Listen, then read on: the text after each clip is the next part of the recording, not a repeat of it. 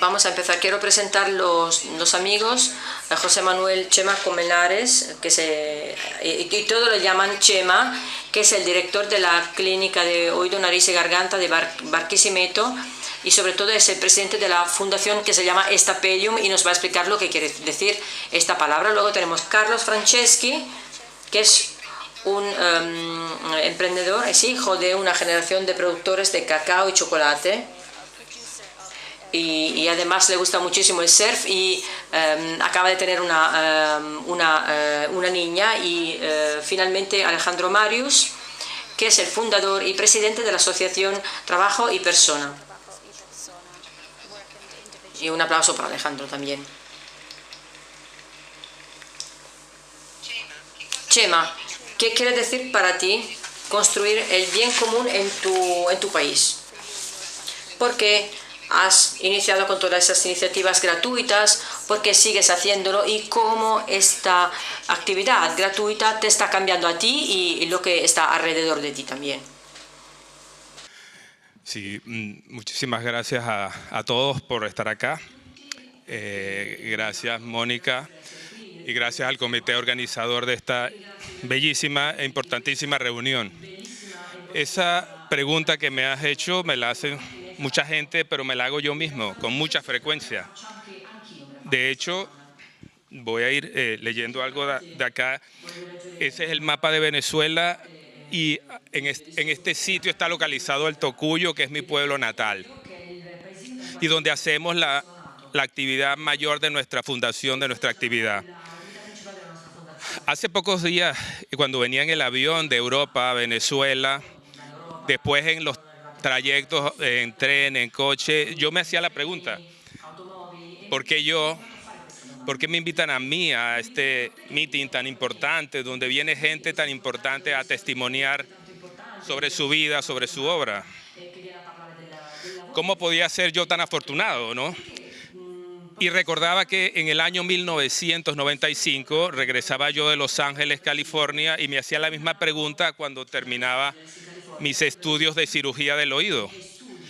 Yo regresaba a Venezuela y no sabía qué iba a hacer y quería saber dónde voy a trabajar, cómo puedo ayudar yo a mi gente de mi pueblo, del Tocuyo, de Venezuela, con las cosas que he aprendido. Les cuento que una vez que regreso a mi casa en el Tocuyo, me invitan unos amigos a participar en un operativo médico en el hospital del Tocuyo. Ese es un hospital pequeño como es el pueblo. El pueblo del Tocuyo es uno de los más antiguos de Venezuela, fundado hace 500 años por la conquista española, pero que tiene una historia y un blasón enorme. Está situado en un valle bañado por un río de un poco más de 20 kilómetros cuadrados. Pues ese operativo del año 1995, yo fui el único médico allí y fueron 2 pacientes solamente. Eso que ven allí es el hospital del pueblo. Esa es la clínica de oído, nariz y garganta de la cual soy director, y la Fundación Stapedium, que tienen muchísimo que ver con el operativo que vamos a hablar. Entonces, vean en la lámina, en el año 95, un médico, yo y 2 pacientes. El año pasado, 140 médicos, 2.500 pacientes atendidos en consulta, 432 cirugías. Es decir, desde el primer año fue creciendo como una bola de nieve que termina en una avalancha. Se fueron sumando voluntarios, pacientes. En los últimos años se han multiplicado los pacientes y los médicos que quieren ir allá de diferentes partes del país y de diferentes partes del mundo. Han ido médicos a acompañarnos en esta actividad. Y esto porque ustedes ven que en 23 años de existencia hemos tenido más de 7.000 consultas y más de 3.000 cirugías. Pero las mismas son totalmente gratuitas, y en la cual no solamente atendemos a los pacientes, sino que les damos las medicinas, les damos alimentos, le damos regalos a los niños, porque lo hacemos en diciembre. Y son 2 días de trabajo intenso, pero que implica meses y meses de preparación para lograrlo. ese esfuerzo se ve recompensado por la felicidad de ver a los niños, a los adultos felices de haberles ayudado a solucionar sus problemas de salud. Este operativo del Tocuyo es conocido ahora como el más grande de Venezuela en su tipo. Es esperado al fin de año por la población, como les dije, del Tocuyo y de diferentes partes del país. Ahora, para lograrlo, por supuesto, no lo hicimos solos. Necesitamos la colaboración, el apoyo de diferentes personas, instituciones gubernamentales y privadas, comerciantes, empresarios, iglesias, diferentes iglesias nos ayudan. Como les dije, es fundamental el apoyo de la Clínica de Oído, Nariz y Garganta. Yo soy otorrinolaringólogo y de la Fundación Stapedium. Ahora, a nosotros nos han invitado anteriormente para hacer operativos en otras partes del país o en otros países, pero nosotros vamos como médicos, nos sentamos en el quirófano, operamos y listo, y nos vamos y nos dan las gracias y muy bien. Pero en el Tocuyo nos enfrentamos a un problema que en los últimos años ha sido peor. O sea, no va Chema Colmenares solamente el médico. Tenemos que llevar y arreglar problemas de electricidad. Si el ascensor no funciona, lo arreglamos. Si hay que pintar, lo pintamos. Si los aires acondicionados no funcionan, tenemos que hacerlo. Todo esto se hace en un ambiente, como decía Mónica, del país con la mayor inflación del mundo, con el ingreso mínimo bajísimo, que afecta, por supuesto, y hace que muchísima gente más acuda todos los años a pedirnos ayuda en el operativo. Les voy a ir pasando unas láminas porque ese operativo comienza con una misa de bendición, una misa donde los niños van con sus padres, los adultos que se van a ser operados o consultados van a la misa y son atendidos, reciben su bendición para luego ser atendidos en las diferentes especialidades. Mónica me decía ahora, ¿por qué tu fundación se llama Stapedium? Es algo interesante, me encanta contarlo. El estapedio es el músculo más pequeño del cuerpo humano, está en el oído medio. Cuando ese músculo se contrae, protege el oído interno de los ruidos fuertes y de lo contrario quedaríamos sordos con el tiempo. Entonces, este músculo tan pequeño, el más pequeño del cuerpo, hace una obra grandísima. Es lo que quisimos representar colocándole a nuestra fundación el nombre de Stapedium. Ahora, también quisiera dejarles acá mi impresión de que al final este tipo de operativos no debería de existir. Es decir, si en Venezuela funcionaran los sistemas de salud como deben ser, la gente iría durante el año a ser atendido, a ser operado, pero no es así. Ahora, este problema no es nuevo en Venezuela, lo que pasa es que ahora está peor. A mediados de los años 50, teníamos el orgullo venezolano de que el Hospital Universitario de Caracas, la ciudad capital, era el mejor de Latinoamérica. Era pionero en cirugías cardiovasculares, laparoscópicas, bariátricas, etc. Ahora en dicho hospital es muy difícil hacer una cirugía o atender los pacientes, y eso, como decía Mónica, en Caracas es como si fuese otro país. El resto del interior, todos estos problemas son muchísimo peor. El tema de no tener energía ni siquiera para los casos de emergencia, aparte de conseguir medicinas, insumos, es un suplicio, es un viacrucis eso. Adicional, como decía, los miles de médicos que se han ido del país, el 40% de los médicos el año pasado, inmediatamente que se gradúan, se van del país y han ayudado a muchos otros países en Latinoamérica para solucionarle problemas de salud, pero también la diáspora, la migración de casi 5 millones de personas ha agravado o ha hecho que estos países tengan que enfrentarse a un número de personas que no tenían preparados o no lo habían programado en sus presupuestos. Es un problema ya que se ha hecho internacional. Esto que les decía, por ejemplo, del Hospital Universitario de Caracas, es algo que está en la internet Es una información que está ahí plasmada, pero también sé que aquí debe haber mucha gente que o estuvo en Venezuela o tiene familiares o lo conoció, porque es muchísima la relación de Venezuela a Italia. De hecho, les digo, en el Tocuyo, mi pueblo, en la cuadra donde vivía en mi casa, éramos 10 familias, 3 familias eran italianas, 2 familias españolas y 5 éramos familias criollas venezolanas. Les puedo asegurar que las mejores pizzas y pastas de mi vida las probé en la infancia con mis amigos de la calle.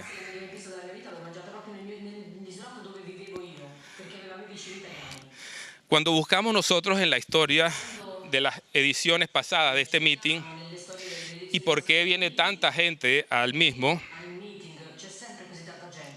te das cuenta de lo sensacional que es esto. Con el tiempo yo me he dado cuenta que ayudando a los demás me ha ayudado. Mónica, ¿puedes pasarme? Y yo te aviso, por favor. Con el tiempo me he dado cuenta que ayudando a los demás me ha ayudado de una manera que nunca imaginé ni yo buscaba a lo mejor. Poder ayudar a salir de la enfermedad o el dolor a un paciente me hizo entender más este mundo actual que nos muestra lo peor de las dos caras, de la comedia y de la tragedia, el contraste enorme entre el adelanto tecnológico y el atraso desesperado ante la pobreza económica existencial. Hay diferencia entre democracias y dictaduras, entre hombres y mujeres, entre adultos y niños, entre el norte y el sur. Pero en fin, tenemos que tratar de prevenir, diagnosticar y tratar lo que el Papa Francisco habla, el Alzheimer espiritual. Pasa, por favor. Todos estos años de esta obra me han servido en la búsqueda de mi yo como el todo dominante de nuestra existencia. Mira, ahí Mónica ya después de la misa, disculpa, está mostrando en las láminas cómo ya las personas comienzan a salir a esperar a ser atendidos en el operativo, niños, adultos. Esas son las listas de espera. Esta obra, esta acción social me ha ayudado a entender que la tecnología actual no debemos considerarla como nuestra enemiga, sino más bien usarla por el bien de todos. Me ha ayudado a entender y así hacerlo a saber a mis hijos y a mis alumnos en la universidad, a las nuevas generaciones, que si el espejo donde nos miramos es en sí un vidrio y lo que se refleja es mucho más de lo que se ve allí. Es decir, en términos tecnológicos, quiero enseñarles a ellos a hacerse un selfie, pero del corazón. Que sigan el Twitter de la conciencia, el Instagram de la bondad. Que se unan al chat del grupo del bien común. Es un grupo que seguro todos los días, horas, minutos y segundos te enseñará a ser más fuerte en su yo, los hará mejores personas. Me ha enseñado y quiero transmitirlo a los demás que el mejor grupo o el mejor Facebook que podemos seguir es el Facebook de Dios. Y el mejor navegador y buscador es la Biblia. Luego de tener un buen camino recorrido y un cuerpo saludable, sentí que hacer esta acción en medio de esta profunda crisis nacional venezolana es como una dosis de vitamina espiritual para poder llegar hasta el final. Para mí ahora y para mi gente, para mi familia, de repente los sonidos no suenan igual, los olores no los percibimos igual, ni vemos igual. Okay. Pasa, por favor. Pasa otra. Okay. Hace poco se celebraba un aniversario más de la llegada del hombre a la luna y de hecho acá en este meeting se ha hablado de ello el día de hoy. Pero sentimos que nos falta mucho para que el hombre llegue al corazón. Es decir, tenemos que trabajar por ello y tratar de ser lo que llamaríamos corazonautas. Para lograr ello, en la vida debemos buscar el encuentro trascendental y reconocerlo. Creo que todo este esfuerzo de mi parte, de mi familia y amigos me ha hecho reconocer ese momento. En el poema de Karol Wojtyla, que representa el meeting de lo que el nombre que emerge cuando uno mira intensamente, lo he sentido profundamente. Y mucha gente, más allá de nosotros tres, de Alejandro, Carlos y mi persona en Venezuela, ha reconocido el momento y en este momento están renaciendo, están buscando el yo. La magnitud de la crisis hace que miremos las cosas con otros ojos diferentes a los que nacimos.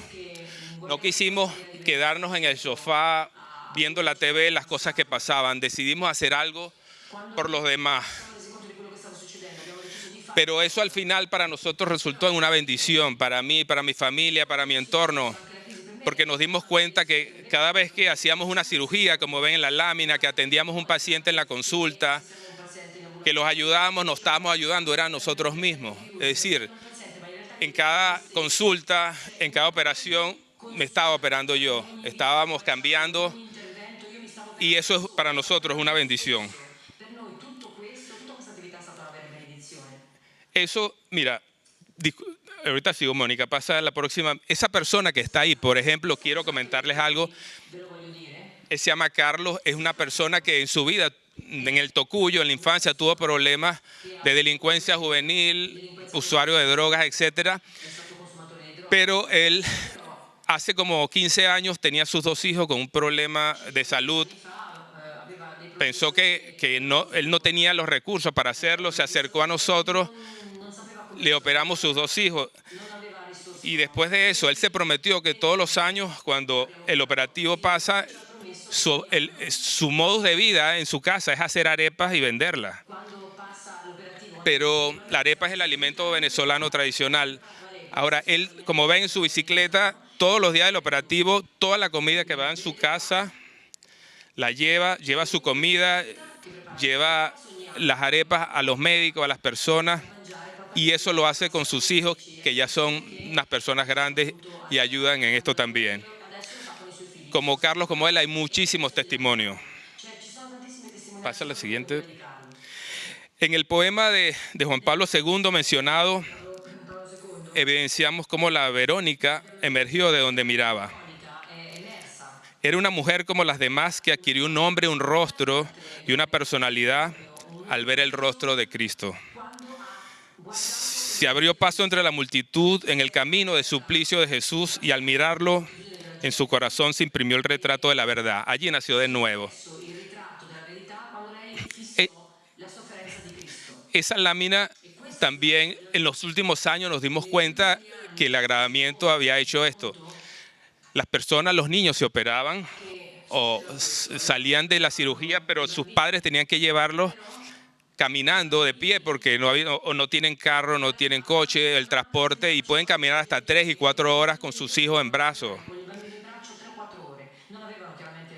Por ello, personas que no son médicos, son amigos y que tienen un coche, un carro, me decían, ¿cómo puedo ayudar? Pasa la próxima, Mónica. Ahorita tenemos un transporte de gente voluntaria que presta su carro, lleva a los niños, a las personas, los enfermos a sus casas, los lleva hasta allá, comprueba que esté todo bien. Eso es lo que ha hecho como una máquina de favores, de solidaridad. Pasa la próxima, por favor. Sabemos, sí, todos que podemos vivir en el mundo tal como es. Pero también podemos trabajar por que el mundo sea el lugar que debería ser realmente. En Venezuela se necesitan muchas cosas. Pero más allá de las carencias materiales, buscamos con ansiedad unos pintores nuevos. Unos hermanos Lorenzetti que nos borren el mural de las desgracias y nos pinten el sueño del bien común, del buen gobierno. En esas láminas vemos los niños, son atendidos, hacemos barbería, peluquería, pásala, por favor. Pásala, siguiente, dale. Nos reunimos al final, los niños pintan, hacen sus murales, hacen sus dibujos y después nos lo presentan. La siguiente. Hacemos obras con el asilo de ancianos que está al lado del hospital, donativos. La siguiente. Hay días, hacemos apoyo para darle comida a las personas que vienen al operativo. La siguiente. Esa es mi familia, pásala, por favor. La gente esperando por su comida. La siguiente. Esto es bonito también. A través de la Fundación Stapedium ayudamos a los niños con problemas auditivos para que se integren a la música, que sepan que ellos pueden hacer música. Esto es el coro de Manos Blancas de Venezuela. Eso lo hacemos en conjunto con la Fundación. Para finalizar, quiero explicarle cómo es el regalo mágico y divino de la visión. Y nos pase como el poema. Ustedes me están viendo, yo lo estoy viendo a ustedes. Pero para eso ocurre lo siguiente. Es la luz la que entra, se refleja en la córnea. El iris, que es el color de nuestros ojos, es como un diafragma y regula la luz que entra, que después se refleja en el cristalino, en la retina, y después el nervio óptico lleva esa información al cerebro. Así es como vemos, o en el caso de la audición, así es como oímos, es en el cerebro finalmente. Pero nosotros necesitamos ahora que nuestros órganos visuales, nuestro iris, nuestra córnea, nuestra retina, sean como las que hace 2000 años tuvo la Verónica. Solo que esa luz que se transforma en señales eléctricas no se queda en el corazón, sino que viaja hasta el cerebro.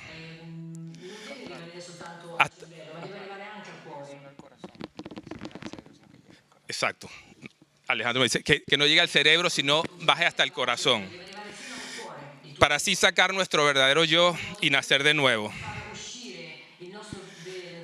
Así pedimos a todos que miren a Venezuela con los ojos de la Verónica, para que vean tantas personas en un inmenso viacrucis, cargando su cruz, su corona de espinas.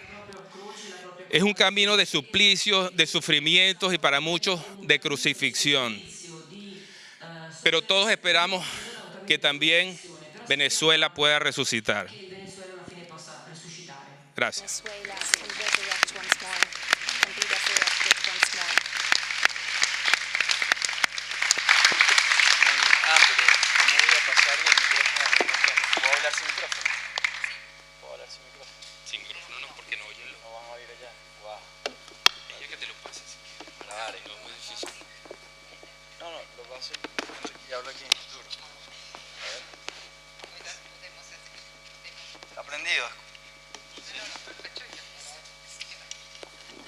Carlos.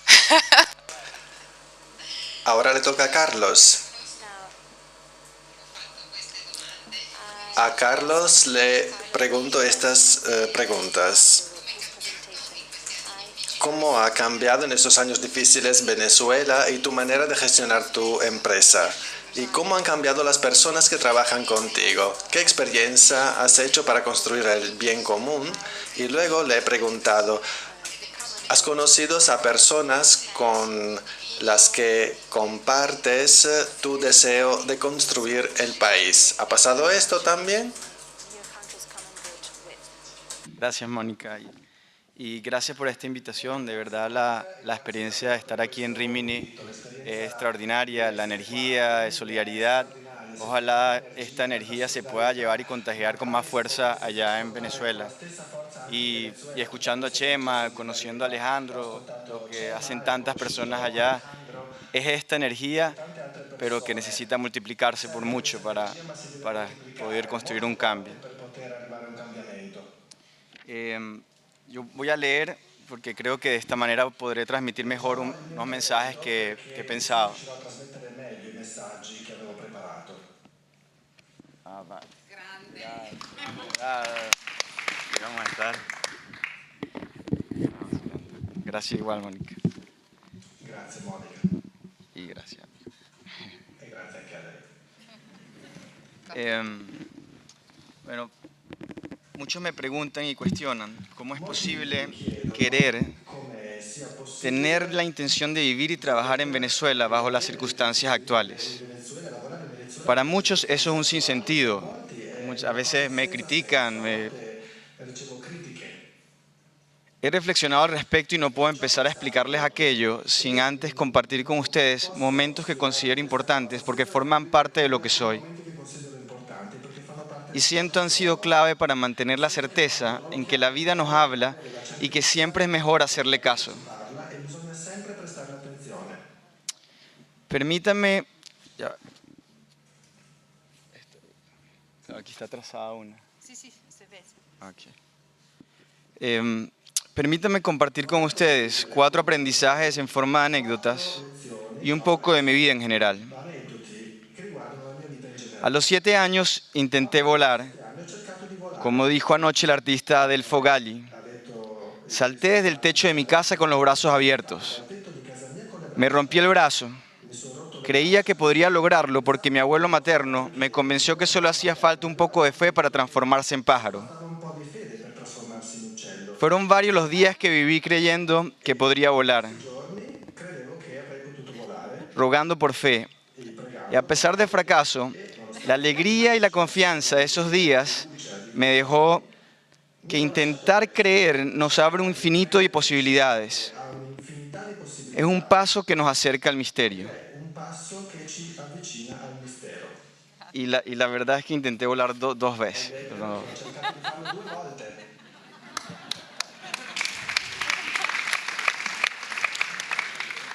Crecí en la península de Paria, entre el mar Caribe y bosques imponentes. Allí nació en mí un amor muy profundo por la naturaleza, los animales y un deseo infinito de conocer el mundo, de vivir intensamente. Soy el último de 5 hermanos. Mis padres son unos personajes extraordinarios, profundamente cristianos. A la naturaleza y a ellos les debo ese gran estímulo de conversar con Dios, de reflexionar sobre la existencia, para querer amar, reconocerme vulnerable, respetar a todos aquellos que trabajan por el bien común sin importar las creencias, y un sinfín de cosas más. Desde que recuerdo me fascinan los números, lo cual me ayudó en mis primeros trabajos, sembrando plantas, cosechando frutas, haciendo galletas, siempre vendiendo. Pero mi primer emprendimiento es inolvidable, porque nació de querer ayudar a una de mis hermanas. Fue antes del Mundial de Italia 90. El servicio que prestaba era muy sencillo: comprar barajitas del Mundial en un kiosco y venderlas en el colegio a un precio conveniente. Mi primer financista fue mi abuelo, el que les conté antes que se transformaba en pájaro.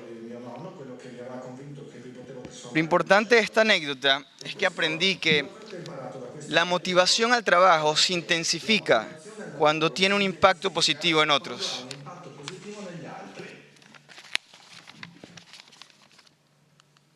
He viajado muchísimo, por muchos países, de mochilero generalmente. Me encantan los deportes de adrenalina. De la foto soy yo y hacía patineta, skate, fútbol, lo que fuese, parapente.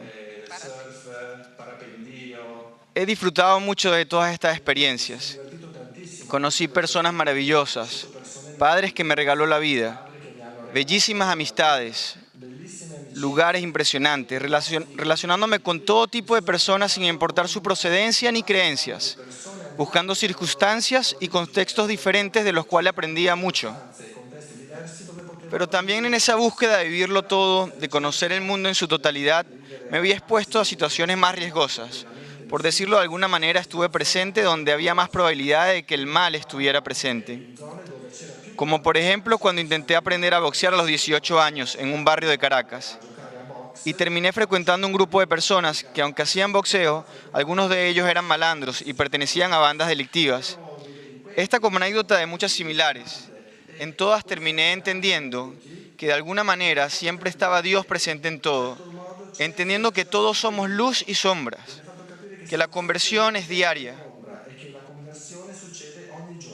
Quiero aclarar que es una foto de un barrio en Caracas y en los barrios en realidad el 95% de las personas son personas trabajadoras, valiosísimas, pero también muchas veces allí se dan bandas delictivas muy peligrosas. Ahora bien, sin duda aprender y viajar es una pasión, pero el mejor viaje de mi vida fue al enfermar. Tenía 26 años. De cierta manera me siento responsable de haberme enfermado. Deseaba un cambio profundo en mi vida y no encontraba la manera. Pero lo que fue lo peor de mi vida se convirtió en la mayor bendición hasta ese momento. Fueron unos 7 meses muy difíciles. poca movilidad. Me sentía como un viejo de 90 años de un solo salto. Para alguien que le fascinan los deportes, tener dificultad para caminar era algo traumático. Por supuesto, me deprimí. Pero el viaje fue extraordinario. Casi todo el tiempo en un cuarto de 13 metros cuadrados. Agradecí tantas cosas buenas vividas. Me arrepentí de muchas otras. Tuve un proceso de sanación muy profundo. Aprendí a llorar nuevamente y a valorar las cosas pequeñas. El sencillo acto de respirar.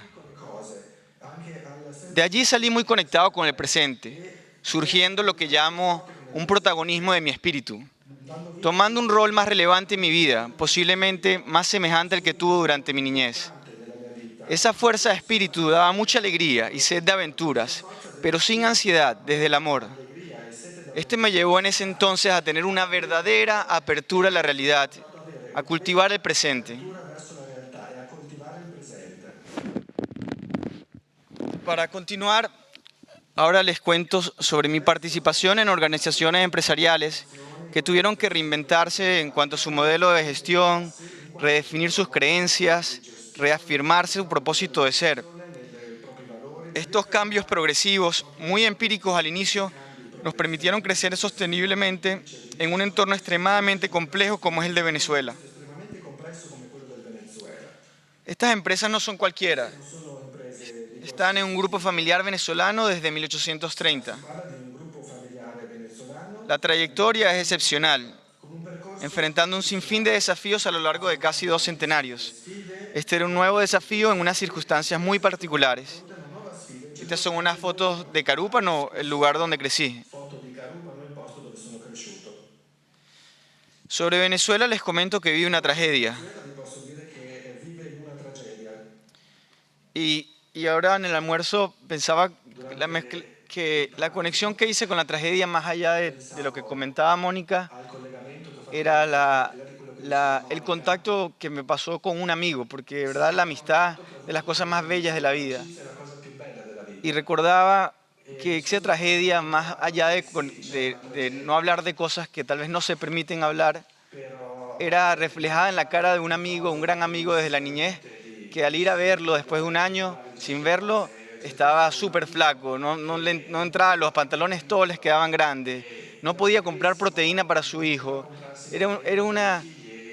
Y alguien que con orgullo, con amor propio, era muy difícil. Realmente es algo que para mí, ahí pude conectar con la tragedia.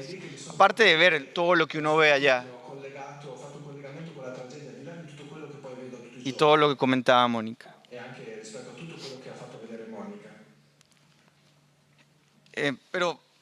Pero no fue siempre así. En Venezuela se supo, después de 1958, cómo llevar un país en paz social. Tanto así que será en 1964, por primera vez en la historia republicana, es decir, desde 1830, que un presidente elegido en votaciones universales, directas y secretas, le entrega el poder a su sucesor, elegido también democráticamente. Pero más significativo y más importante fue cuando en 1968 un candidato opositor al gobierno de turno gana las elecciones por una muy mínima diferencia de votos y el gobierno, respetando el principio de alternabilidad, acatará y respetará el veredicto popular y entregará el poder pacífica y civilizadamente, naciendo así verdaderamente la democracia en Venezuela. Es de destacar, este proceso se debió no solo a los actores políticos, por el contrario, es un asunto que incumbió a todos los venezolanos, porque se entendió que afectaba o beneficiaba a todos por igual. Así, junto a los actores políticos estaba un sector empresarial comprometido con el desarrollo del país, convencido y dispuesto a generar oportunidades para todos. Una Fuerza Armada consciente de su función y respetuosa de la legalidad. Una ciudadanía animada y ganada a la idea de convertirse en una sociedad digna y dignificante. En fin, un país completo que se reconocía como tal y se sumaba a la construcción activa de un mismo proyecto democrático. Pero para decirlo en términos de JJ Lims, un académico, Venezuela, a partir de la década de los 80, sufrió un proceso de quiebre de la democracia.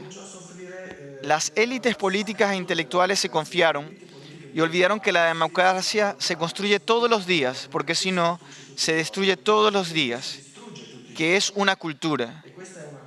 La población se sintió desencantada, se fue perdiendo la ilusión, la razón y la esperanza en el sistema. Se distorsionó el rol de la renta petrolera. El ingreso fácil de la renta se entendió como rentismo. Se dejó a un lado la ética y la cultura de trabajo. En fin, se culpó a la democracia por los vicios del país y se justificó así la llegada de Chávez y su proyecto socialismo del siglo XXI.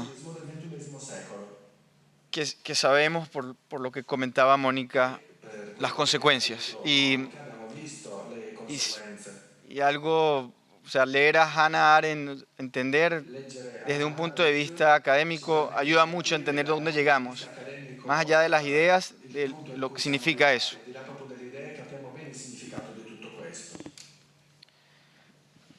Ahora imagínense el 2011, con un Chávez en su apogeo y conectado emocionalmente con parte del pueblo, generando polarización desde todos los puntos de vista, rico y pobre, empresario y obrero, todos los puntos de vista. En ese contexto estaba la empresa de mi familia, en una situación económica difícil, en una región de las más pobres del país. ¿Qué hicimos? Si bien en las empresas del grupo familiar siempre han reinado los valores, la dinámica social se imponía. Entonces, empíricamente promovimos una nueva cultura de trabajo. Desde el ejemplo fuimos transformando paradigmas. Tuvimos asambleas constantes, talleres formativos, muchas sesiones reflexivas, ejemplificando permanentemente que todo trabajo es digno y tiene un sentido. Desde el reconocimiento de los valores fuimos identificando personas de ejemplos de sinceridad, de un profundo deseo de bien común. Y a pesar de tener una posición política que contrariaba completamente el desarrollo de la empresa en el que laboraban, el ir trabajando en comunión fue derribando las barreras y construyendo una armonía entre todas las personas, como dicen allá, construyendo buena vibra. Lo que al inicio sonaba sensible, romántico, con su respectiva resistencia al cambio, por supuesto, terminó siendo una transformación en resultados numéricos muy positivos. En la primera empresa donde implementamos este cambio, en 9 meses aumentó la producción en 132% y conseguimos una reducción de gastos de un 42%. La clave fue sin duda apostarle a cada persona desde la atención al presente, desde la apertura a la realidad. La dedicación a las personas fue tal que el tiempo parecía estirarse. A veces, al dejar de medir la dimensión del tiempo, conseguimos más tiempo. Decíamos todos que estábamos para cultivar el presente. Para eso es que estábamos. Y así construyendo futuro. Fueron muchos los paradigmas que hemos ido cambiando. La última vez que tratamos de analizarlo, eran más de 40. Pero para que tengan un ejemplo concreto, los jefes dejaron de ser jefes. Pasaron a llamarse responsables. La diferencia no era otra que cambiar el modelo de liderazgo y ayudarnos a la apertura al cambio de cada persona soltándonos de una palabra que encasillaba. La culpa, por supuesto, no era la palabra, pero claramente profundizar en la neurolingüística nos ayudó estratégicamente para desligar y poder hacer los cambios. Así pasando de un liderazgo de mando a uno de servicio, cambiando de trabajar con un orden jerárquico a una red de trabajo. Una estructura que si bien cada persona tenía sus diferentes responsabilidades y funciones, pero que comprende el valor de los otros sin importar el cargo, conectando con la complementariedad y la importancia de cada persona dentro de la organización, resultando de esto una comunicación horizontal. Para ejemplificar un poco este desafío inicial, esto es el año 2011 que empezamos. En una de las primeras ocasiones donde se planteaba la realidad de la empresa a los trabajadores, la tensión pesada en el ambiente se podía sentir claramente. Recuerdan que probablemente pensaban que en mi caso era un millonario, explotador, corrupto, 3 etiquetas falsas. La empresa estaba vía quiebra, además. Les dije primero con seriedad y después con un tono de broma que dejáramos nuestra diferencia de lado para trabajar por la organización. Que recordaran que cuando todos muriéramos, los gusanos nos iban a comer a todos por igual. O si pensaban que los gusanos iban a diferenciar entre uno u otro. Riendo, por supuesto. La sinceridad construyendo confianza en busca de la armonía. El ambiente pesado fue cambiando. Recordando eso de que todos somos luz y sombra. La muerte es un punto en común más allá de las diferencias. Como se muestra en esta foto, la empatía y la humildad, una vez puesta en la mesa, empiezan a hacer su propio trabajo. La energía para trabajar crecía.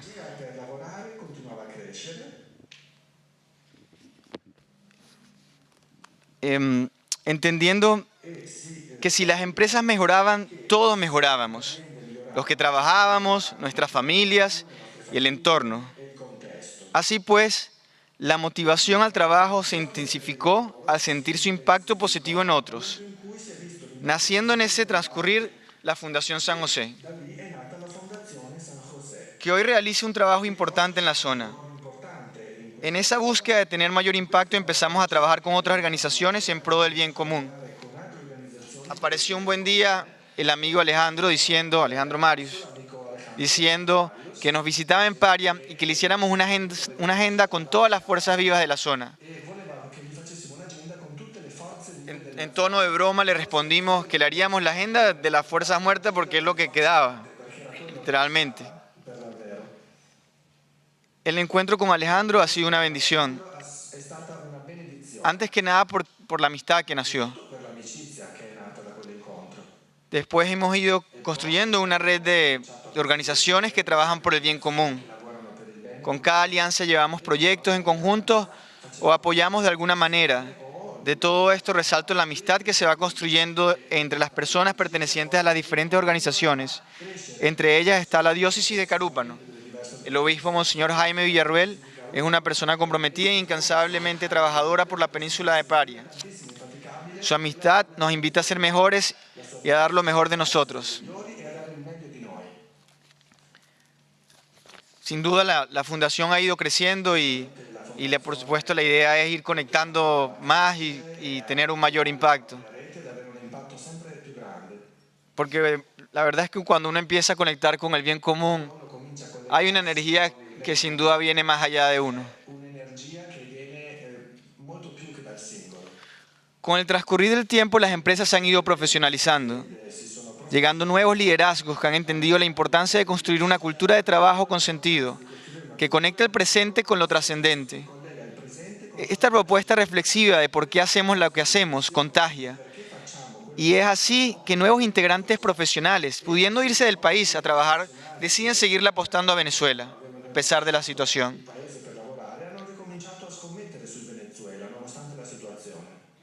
Y seguimos avanzando en profesionalizar nuestro entendimiento de lo que es la cultura. Hoy en día creando una dirección para ello.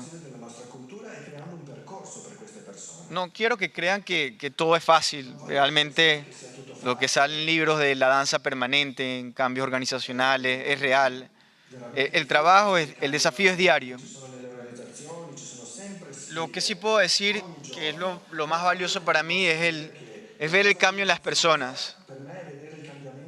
En una persona. Es más que suficiente. Para concluir, y esta foto es bellísima, un lugar allá extraordinario.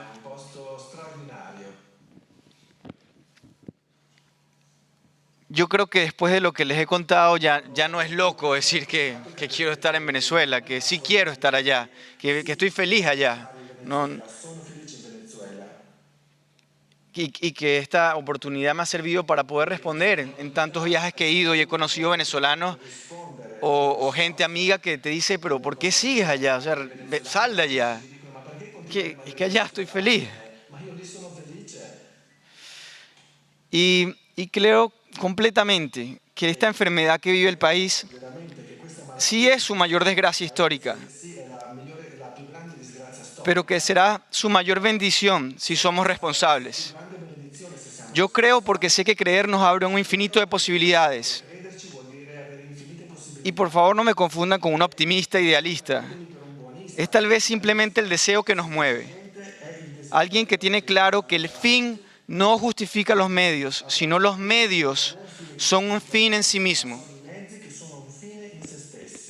Y además, ahora tengo razones para que regresar a Venezuela cuanto antes. Ana, quien es una gran mujer, mi compañera, y Lía, que apenas tiene 2 meses y ya me ha enseñado muchísimo. Y lo primero que me enseñó fue a sentir un amor verdaderamente incondicional y tal vez parecido al que tiene Dios por todos nosotros. Gracias.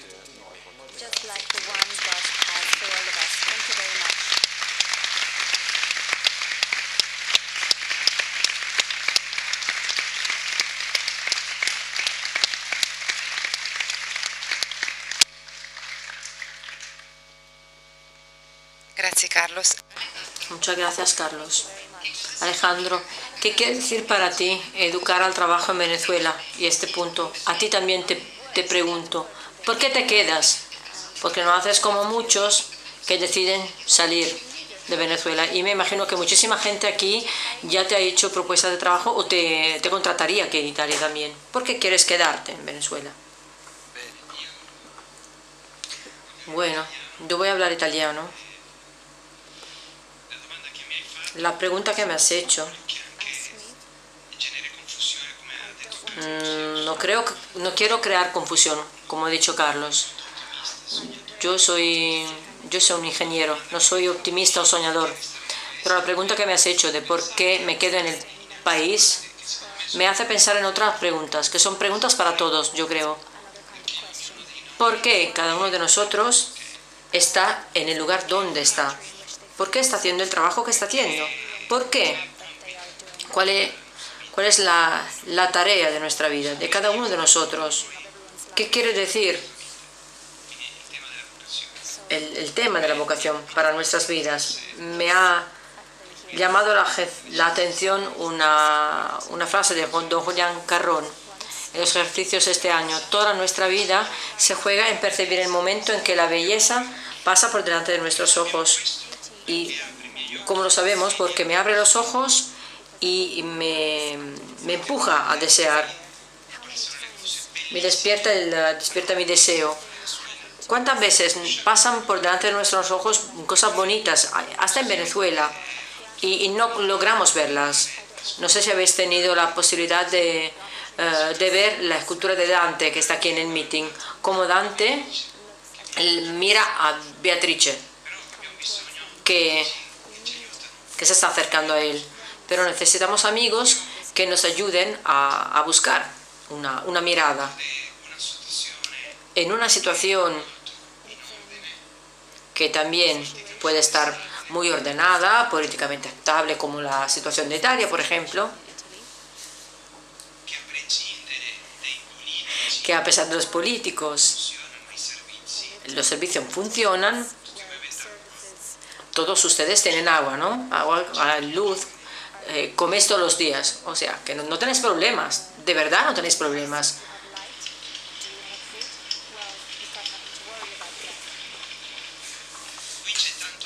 Aquí hay mucho trabajo, hay puestos de trabajo.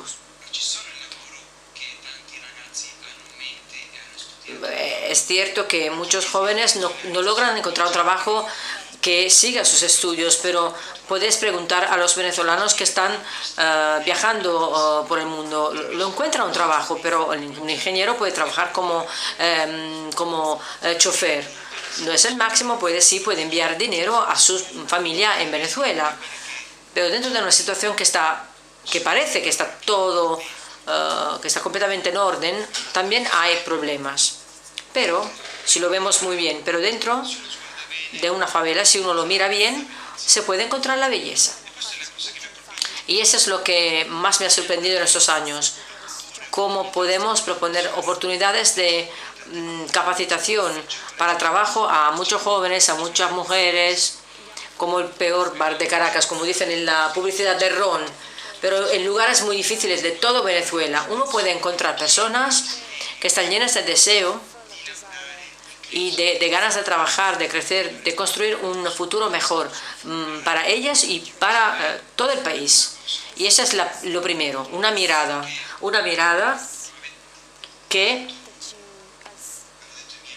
como han dicho mis amigos antes de mí, son unos 4 millones los venezolanos que están viviendo en el extranjero. En Siria hay un fenómeno similar, pero hay una guerra. En Venezuela no tenemos una guerra, tenemos otro tipo de problema.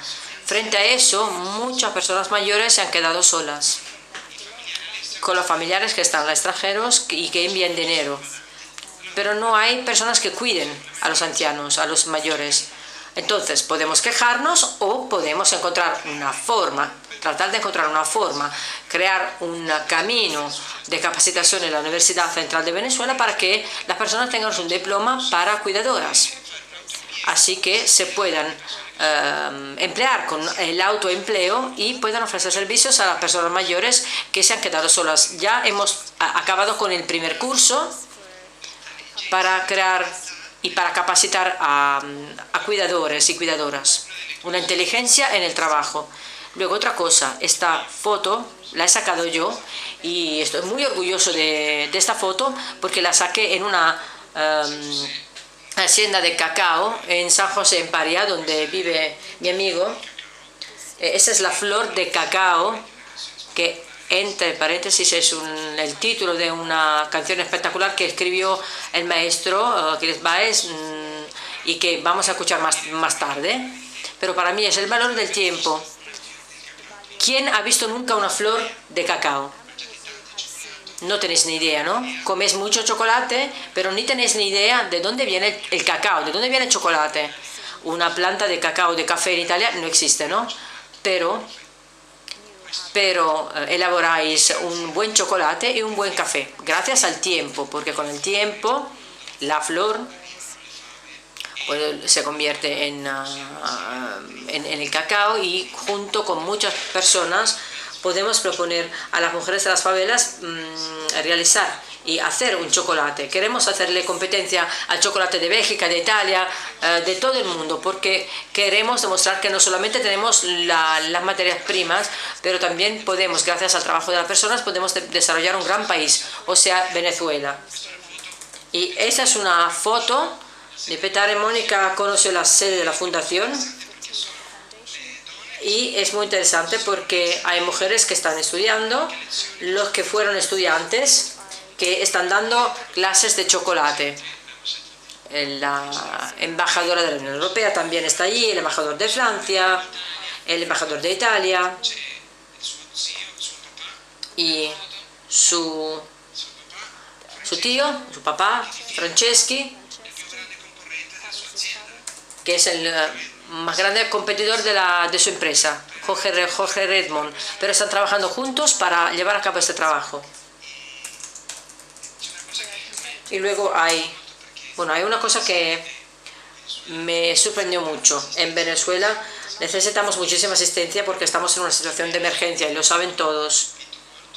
Pero me impresionó mucho una frase del Papa Francisco que Mónica me ayudó a recordar. O sea, los planes de asistencia que sirven para algunas emergencias deberían estar pensados solamente como respuestas ocasionales y temporales. Nunca pueden reemplazar la verdadera inclusión, la que te puede garantizar el trabajo solidario, digno y participativo. Lo dijo en el 2015.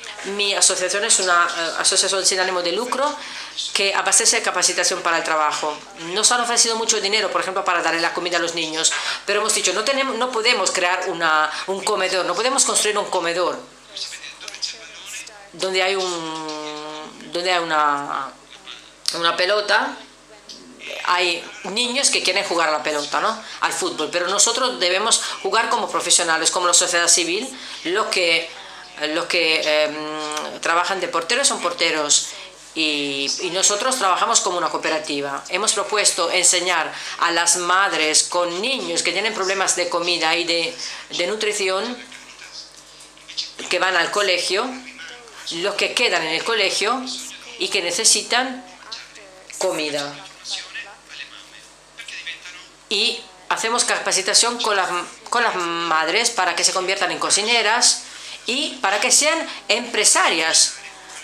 Aprenden a cocinar con las materias que hay, con los ingredientes que tenemos, y estamos llevando a cabo el proyecto en Carúpano y otro en el Tocuyo, en su pueblo, y vamos a empezar el mismo proyecto en otra ciudad, en Valencia.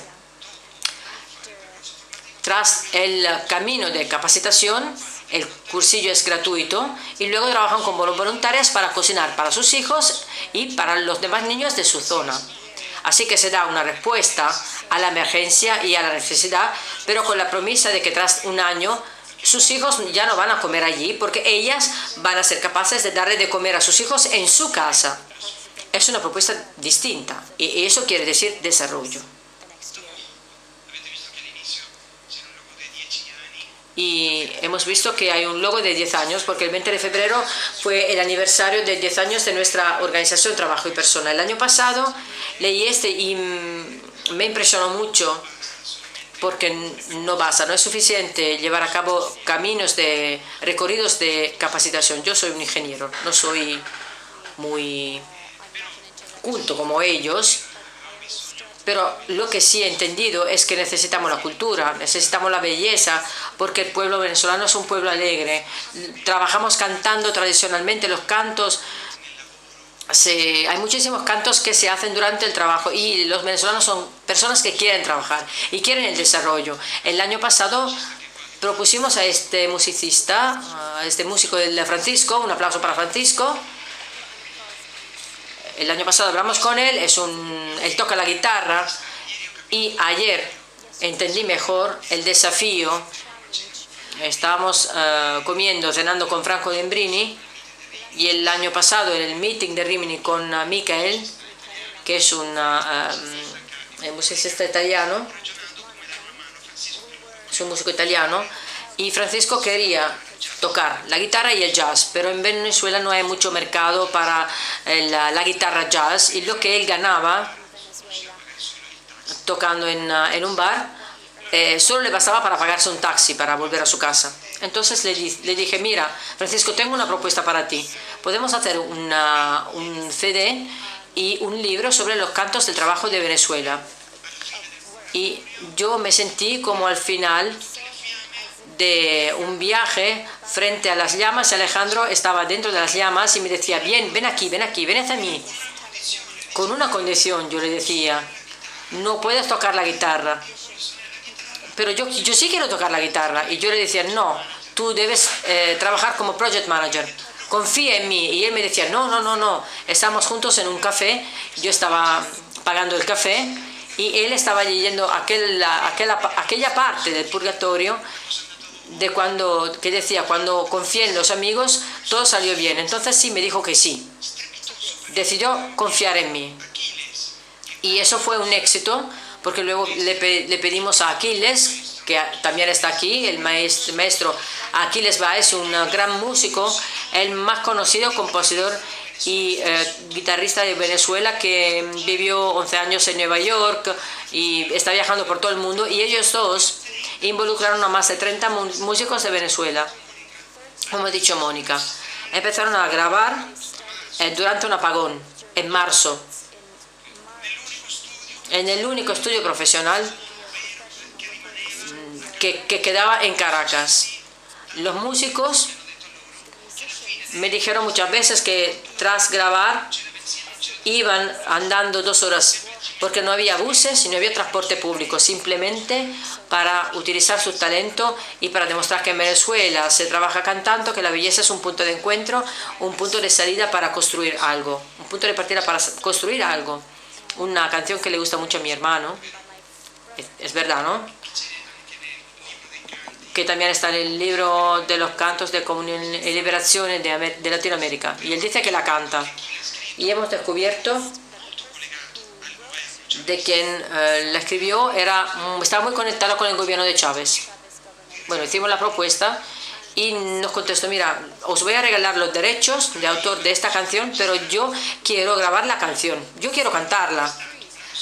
Entonces fue una oportunidad muy bonita para involucrar a esta persona también. Como ha dicho Carlos al comienzo, 1 por 1 es 100.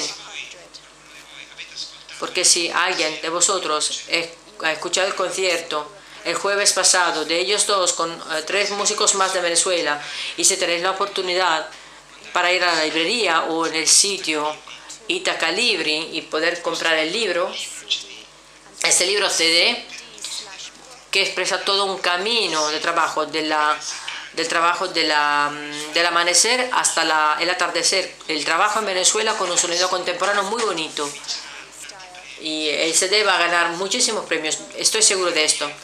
Y podréis entender, como ha dicho un amigo de Argentina que participó en el concierto, me escribió el viernes por la mañana, escribiendo Alejandro, el que organizó la muestra de exposición sobre el Papa Francisco, gestos y palabras. Alejandro me dijo, mira,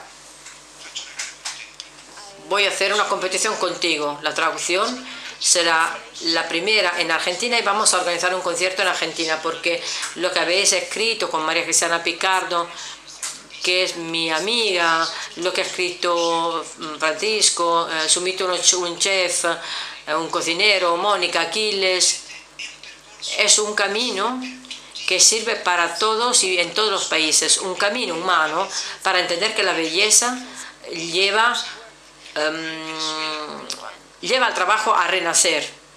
El canto, el pueblo, el canto y el trabajo son cosas que marchan juntas. La posibilidad de una esperanza para desarrollar un país que necesita a vosotros, pero sobre todo necesita de vuestra mirada, de la mirada de todos, para que sea una mirada hacia nosotros, para que nosotros podamos convertirnos en los verdaderos protagonistas de un cambio. Dejemos al lado los políticos, el cambio lo hacemos todos nosotros en nuestro metro cuadrado para poder desarrollar un país. Muchas gracias. Grazie. Yo ringrazio. Muchísimas gracias. Quisiera agradecer a nuestros amigos de Venezuela.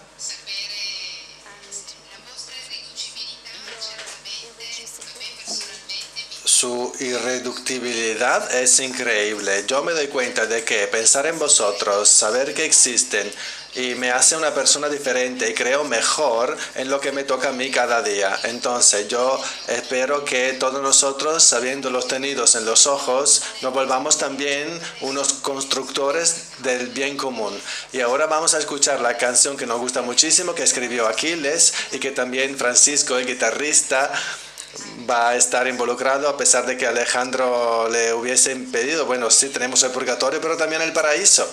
Entonces, vamos a escuchar esta canción y a todos ustedes les digo con mucha sencillez que compren esos CD. Intentemos comprarlo mucho.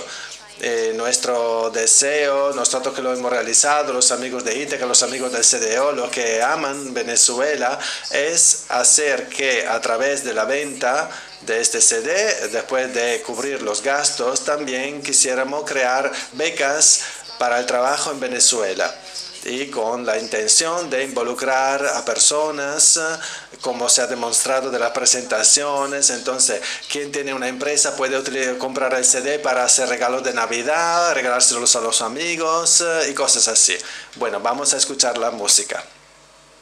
En mi tierra Venezuela, la gente va a pregonar. Si può ballare. Está permitido bailar. En mi tierra Venezuela, la gente va pregonando el jornal de labores que se traba cantando, dándole trabajadores, su ritmo me ha contagiado. Te canto mi Venezuela, eres la flor del cacao. Te canto mi Venezuela, eres la flor del cacao. Ole, ole, ole, ole.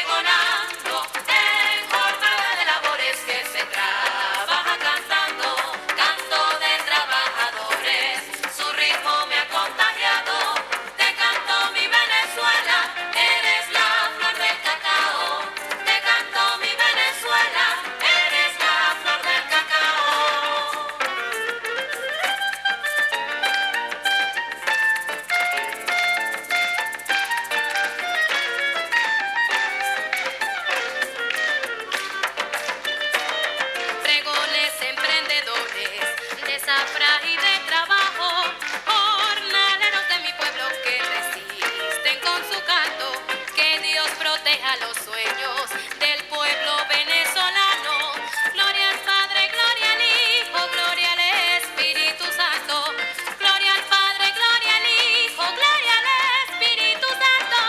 En mi tierra Venezuela, la gente va pregonando en jornada de labores que se trabaja cantando, canto de trabajadores, su ritmo me ha contagiado.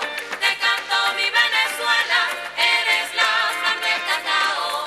Te canto mi Venezuela, eres la flor del cacao. Te canto mi Venezuela.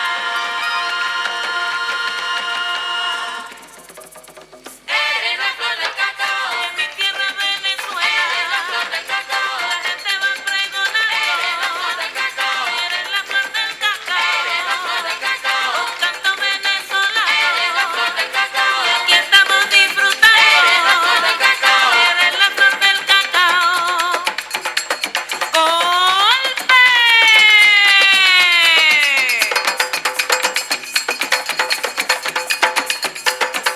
Eres la flor de Venezuela, ay del cacao, como nadadores en la jornada de las labores que trabajando y van cantando. Eres la flor y del cacao. Eres la flor del cacao. Il banco lì.